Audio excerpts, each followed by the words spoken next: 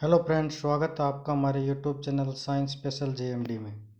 हम पिछली दो सीरीज कोशिका विज्ञान के लेकर के आ चुके हैं और आज हम पढ़ेंगे कोशिका विज्ञान का भाग नंबर 3। पिछले दो भाग में हमने 25-25 क्वेश्चन किए थे। आज हम भाग नंबर 3 में भी 25 ही क्वेश्चन करेंगे और इसी प्रकार आपके लिए ऐसी सीरीज लेके आते रहूँगा मैं। और ये जो साइंस की सीरीज है ये रेलवे जो ग्रुप डी का एग्ज़ाम है उसके लिए बहुत ही बेनिफिशियल है, तो आपको बड़े ध्यान से पढ़ना होगा इन्हें, साइंस के जितने भी क्वेश्चन हैं, क्योंकि साइंस रेलवे ग्रुप डी में आती है 25 नंबर की और 25 में से 20 तो सही होने चाहिए। ठीक है, अगर सिलेक्शन लेना है तो आज हम शुरू करते हैं कोशिका विज्ञान का भाग नंबर 3 का फर्स्ट क्वेश्चन। फर्स्ट क्वेश्चन है ये कि कोशिका का दूसरा सबसे बड़ा भाग कौन सा होता है। कोशिका का सबसे बड़ा भाग मैंने बताया था केंद्रक होता है, ये सेंटर। ठीक है, लेकिन कोशिका का जो दूसरा सबसे बड़ा भाग होता है ना, वो क्या होता है? माइटोकॉन्ड्रिया। कोशिका का दूसरा सबसे बड़ा भाग माइटोकॉन्ड्रिया कहलाता है। अब हम देखते हैं नेक्स्ट क्वेश्चन। अब नेक्स्ट क्वेश्चन है ये कि कोशिका का पावर हाउस, कोशिका का पावर हाउस या फिर कोशिका का ऊर्जा घर किसे कहा जाता है? तो ये भी किसको कहा जाता है? माइटोकॉन्ड्रिया को। इसको पावर हाउस क्यों कहा जाता है? क्योंकि जो कोशिका में जो प्रकाश संश्लेषण की जो प्रक्रिया होती है ना पौधों में, वो इस माइटोकॉन्ड्रिया के अंदर ही होती है और उससे जो ऊर्जा निकलती है, जो एटीपी निकलती है, वो यहीं पर स्टोर होती है। ठीक है, इसलिए इसे कोशिका का पावर हाउस कहा जाता है। किसको? माइटोकॉन्ड्रिया को। अब हम देखते हैं नेक्स्ट क्वेश्चन। अब ये नेक्स्ट क्वेश्चन है ये कि माइटोकॉन्ड्रिया का व्यास कितना होता है। माइटोकॉन्ड्रिया का व्यास कितना होता है, ऐसे क्वेश्चन बहुत पूछे जाते हैं एग्जाम में। तो माइटोकॉन्ड्रिया का जो व्यास होता है ना, वो होता है 0.2 से 0.1 mm। ठीक है, मिलीमीटर। 0.2 से 0.1 मिलीमीटर व्यास होता है माइटोकॉन्ड्रिया का। अब हम देखते हैं नेक्स्ट क्वेश्चन। नेक्स्ट क्वेश्चन है ये कि कोशिका में किस प्रकार का श्वसन होता है। ठीक है, श्वसन दो प्रकार के होते हैं, एक होता है ऑक्सी श्वसन और एक होता है अनोक्सी श्वसन। ऑक्सी श्वसन क्या होता है? ऑक्सीजन की प्रेजेंस में। और अनोक्सी श्वसन होता है ऑक्सीजन की प्रेजेंस में नहीं होता वो। ठीक है, तो कोशिका में किस प्रकार का श्वसन होता है? तो कोशिका में जो श्वसन होता है वो होता है ऑक्सी श्वसन। ठीक है, कोशिका में श्वसन किस प्रकार का होता है? ऑक्सी श्वसन। जो ऑक्सीजन की प्रेजेंस में हो उसे हम कहते हैं ऑक्सी श्वसन, और ये कोशिका में होता है। अब हम देखते हैं नेक्स्ट क्वेश्चन। ये क्वेश्चन भी मोस्ट इंपॉर्टेंट है कि कोशिका का सबसे पहले खोजा हुआ भाग कौन सा है। ठीक है, एक कोशिका होती है, उसमें जो सबसे पहले जो भाग खोजा हुआ है वो कौन सा है? माइटोकॉन्ड्रिया। माइटोकॉन्ड्रिया है वो कोशिका का सबसे पहले खोजा हुआ भाग है। अब हम देखते हैं नेक्स्ट क्वेश्चन।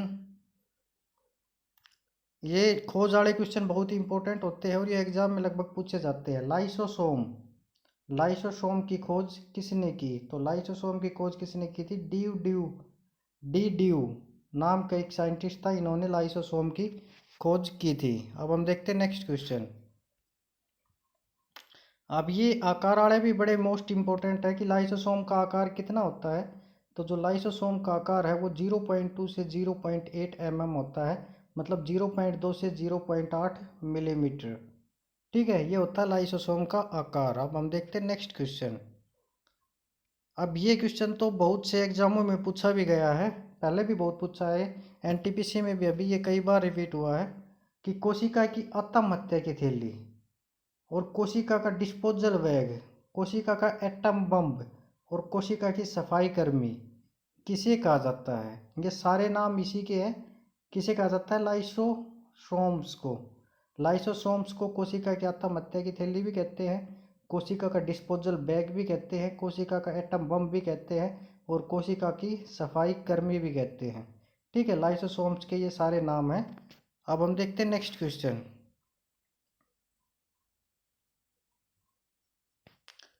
ये क्वेश्चन भी मोस्ट इंपॉर्टेंट है, ये भी कई एग्जाम में पूछा गया है कि लाइसोसोम्स की जो संख्या होती है वो सबसे अधिक किस में होती है।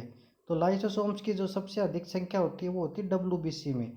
WBC का मतलब वाइट ब्लड सेल, मतलब श्वेत रक्त कणिकाओं में। लाइसोसोम की सबसे ज़्यादा संख्या किस में होती है? WBC श्वेत रक्त कणिकाओं में। अब हम देखते हैं नेक्स्ट क्वेश्चन। मानव की लार में क्या पाया जाता है? मानव की लार में क्या पाया जाता है? तो मानव की लार में पाया जाता है लाइसोसोम्स। ठीक है, मानव की लार में एक एंजाइम भी पाया जाता है जिसे हम टाइलिन नाम का एंजाइम कहते हैं। ठीक है, और उसके अलावा ये लाइसोसोम्स भी पाया जाता है। ये क्या करता है कि जो पेट में जैसे कुछ हमने गला सड़ा कुछ खाया तो उसमें जो भी कीटाणु होते हैं ना वो ये मुंह के अंदर ही मार देता है। ये लार में इसलिए होता है लाइसोसोम्स कि ये मुंह के अंदर जाने से पहले ही उनको मार देता है, और जो नहीं मरते वो पेट के अंदर जा कर के फिर यकृत में जा कर के मरते हैं। ठीक है, तो मानव की लार में क्या पाया जाता है? लाइसोसोम्स। अब हम देखते हैं नेक्स्ट क्वेश्चन। नेक्स्ट क्वेश्चन है ये कि राइबोसोम की खोज किसने की?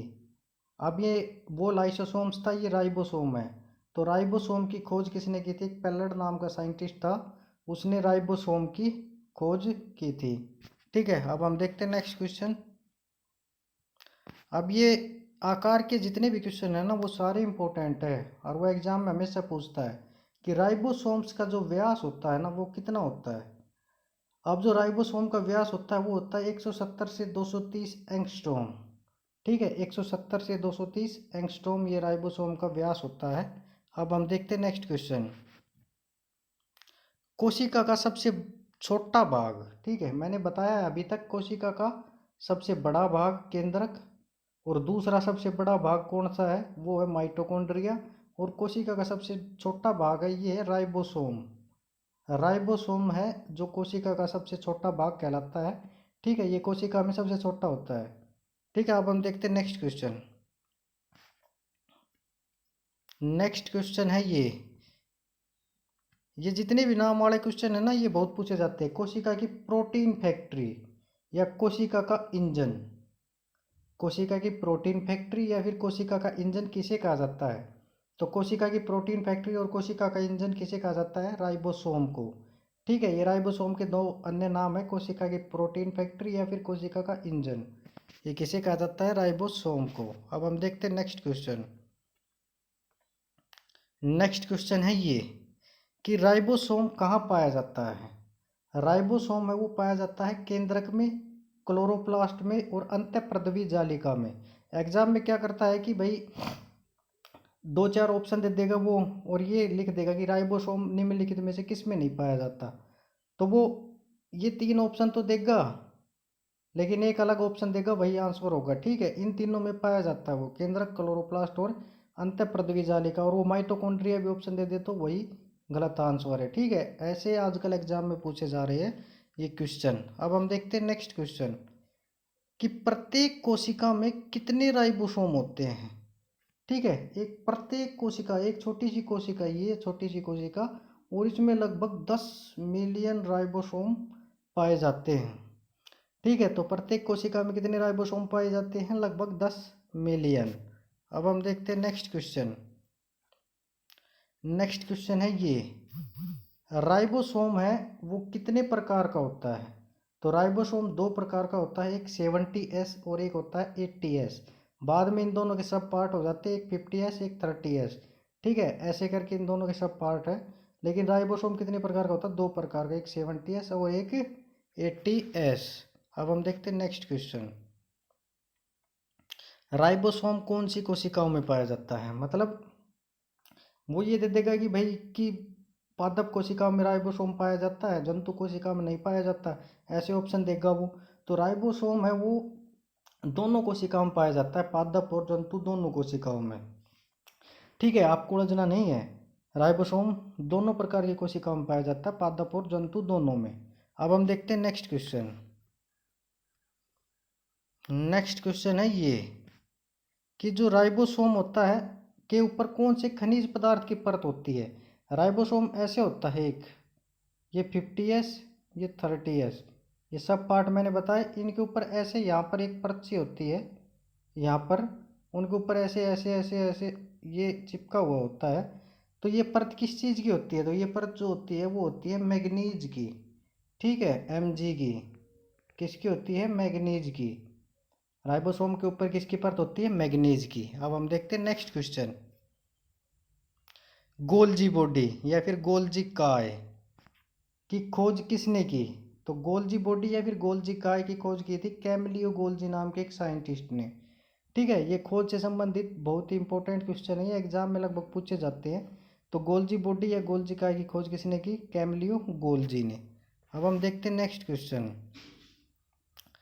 गोल्जी बॉडी कब को पहले क्या कहा जाता था? गोल्जी बॉडी तो बाद में नाम पड़ा है, इससे पहले गोल्जी बॉडी को क्या कहा जाता था? तो इससे पहले गोल्जी बॉडी को लिपोकोन्ड्रिया कहा जाता था। ठीक है, लिपोकोन्ड्रिया, लिपोकोन्ड्रिया। ठीक है, क्या कहा जाता था? लिपोकोन्ड्रिया। अब हम देखते हैं नेक्स्ट क्वेश्चन। ये नेक्स्ट क्वेश्चन है ये कि पादप कोशिकाओं में गोल्जी बॉडी को अन्य किस नाम से जानते हैं? ठीक है, जो जंतु कोशिकाएं होती हैं उनमें तो गोल्जी बॉडी को गोल्जी बॉडी कहते हैं हम। ठीक है, गोल्जी काय कहते हैं या फिर, लेकिन पादप कोशिकाओं में इनको अलग नाम दिया जाता है, तो उस का क्या नाम है वो अलग? तो वो है डिक्टियोसोम्स। ठीक है, क्या नाम है? डिक्टियोसोम्स। पादप कोशिकाओं में गोल्जी बॉडी का दूसरा नाम होता है डिक्टियोसोम्स। अब हम देखते हैं नेक्स्ट क्वेश्चन। ये देखो, ये भी मतलब मोस्ट इम्पोर्टेंट है, ये नाम है इनके।